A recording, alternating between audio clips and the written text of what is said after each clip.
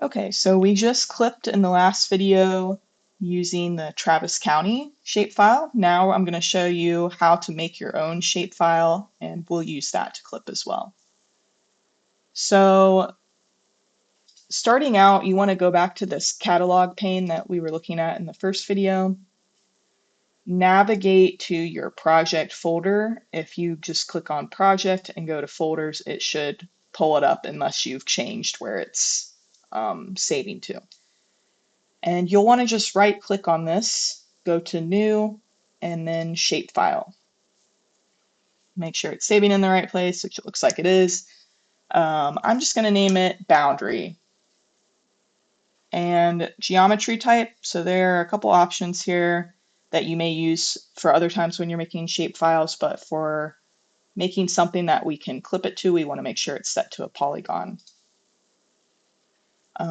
Coordinate system, like I said, that can be definitely something that's really important. I typically just like to make sure that it's set to the same coordinate system as either the map that I'm working in, or maybe one of the layers that I'm going to clip from. So I'm just going to tell it to look at the Austin contours and just pick whatever that is. And this isn't so much important when we're in GIS, but it is important when we leave GIS. And depending on the scope of your data that you're looking at, it can be important what coordinate system that you're working on. But for right now, we'll just keep it the same as what we're trying to clip to.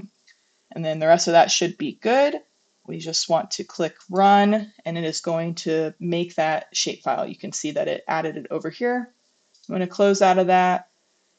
I'm back in my catalog pane. I'm going to click on this, and if I go to, sometimes it can be a little hard to find things, but you want to go to edit and hit create. Now it's showing me these are all the layers that you have that you can actually make something from. So I'm going to select my boundary. I just want to make sure that it's on the polygon tool. And for this, I'm just going to do a simple outline of UT, just kind of following what GIS already has on the map here.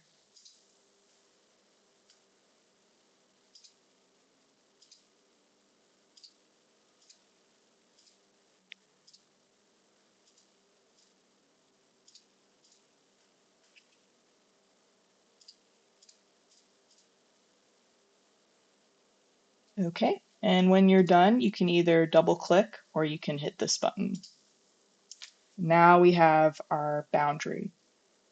There are some options in here as well if you messed up something and you need to move it around. Some other tools as to how you would make your clipping feature, but I would keep it pretty simple in here, and you can always go and clean it up and make it more precise in Illustrator if you feel like it needs to be. Okay, so now that we've made that, we want to make sure that we save it. And let's clear the selection that we have. So here's our boundary. I just want to show you this as well. If we go to that attribute table like we were looking at with the contours, we don't have any data in here right now, but this is also an example of if you were making your own shapefiles, say that you're making like points of interest, you can go in here, click add field. Let's just call it POI. We've got different data types in here. Anything that you're doing with numbers, keep it as a long or a double. And then text, we want to switch that to text, obviously. And this changes, affects different ways you can manipulate the data, but typically don't have to worry about that too much. Most of the stuff that we're doing is pretty simple. So save that.